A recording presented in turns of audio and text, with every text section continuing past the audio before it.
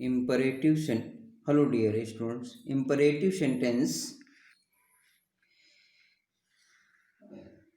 वे वाक्य जिनमें आदेश दिया जाए, निर्देश दिया जाए, सलाह दी जाए, सुझाव दिया जाए, प्रस्ताव किया जाए, निवेदन किया जाए, विनती की जाए, ऐसे वाक्य इम्परेटिव सेंटेंस यानी आज्ञा सूचक वाक्य कहलाते हैं।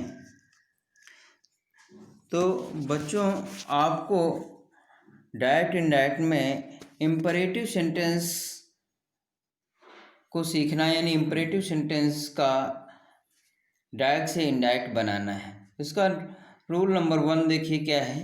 यदि दूसरे वाक्य में आदेश दिया जाए तो सेड या सेड टू को ऑर्डर्ड या कमांडेड में बदलते हैं। यदि दूसरे वाक्य में आदेश या निर्देश दिया जाए तो सेड या सेड टू को ऑर्डर्ड या कमांडेड में बदलते हैं और टू से दोनों वाक्यों को जोड़ते हैं। जैसे the teacher said to me sit in your class and learn your lesson. तो बनेगा क्या? The teacher ordered me to sit in my class and learn my lesson.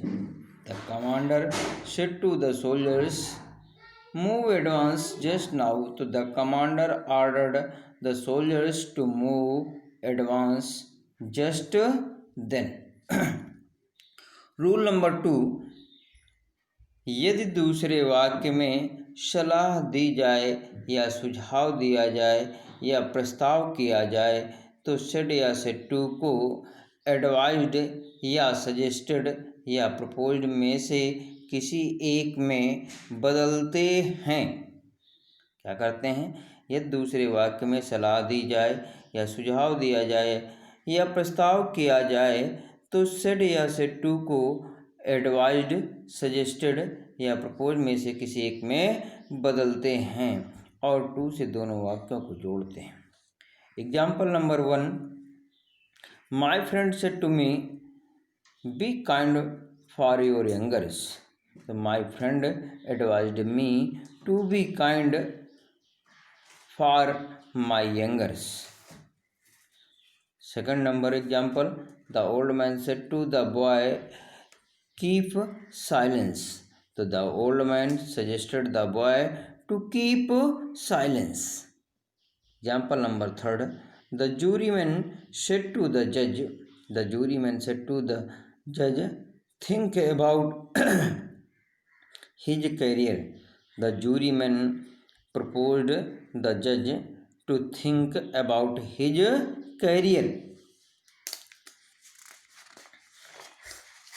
Rule number 3, यदि दूसरे वाक्य में निवेदन किया जाए तो सेड या सेड टू को रिक्वेस्टेड में बदलते हैं और सम्मान सूचक शब्द प्लीज, काइंडली, सर या मैडम में से कोई आवे तो या दिए हों तो उन्हें हटा देते हैं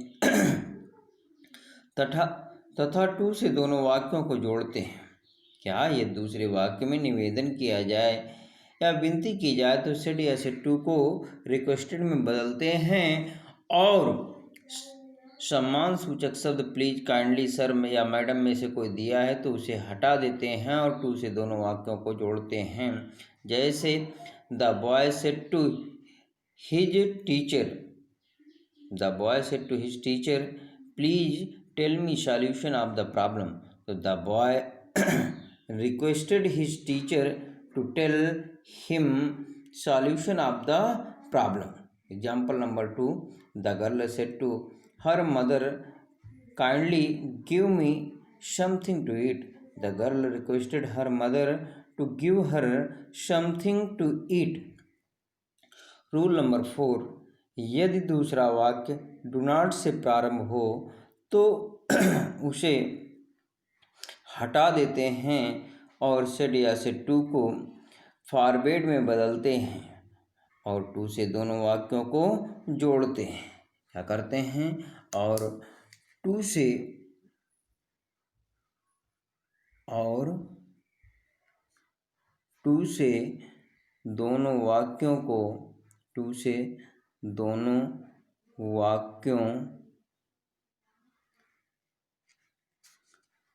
को जोड़ते हैं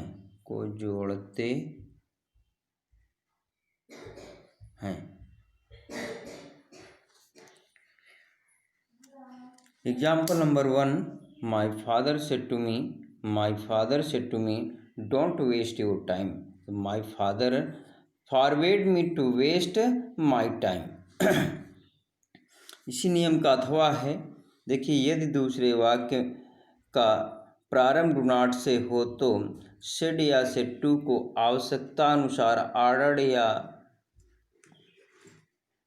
एडवाइज्ड या सजेस्टेड या प्रपोज्ड या रिक्वेस्टेड में से किसी एक में बदलते हैं और डू नॉट को हटा करके नॉट टू से दोनों वाक्यों को जोड़ते हैं। क्या? यदि दूसरे वाक्य का प्रारंभ डू नॉट से हो तो उसे हटा देते हैं और सेड या सेड टू को आवश्यकतानुसार ordered, advised, suggested, proposed, requested में से किसी एक में बदल लेते हैं और नॉट टू से दोनों वाक्यों को जोड़ते हैं।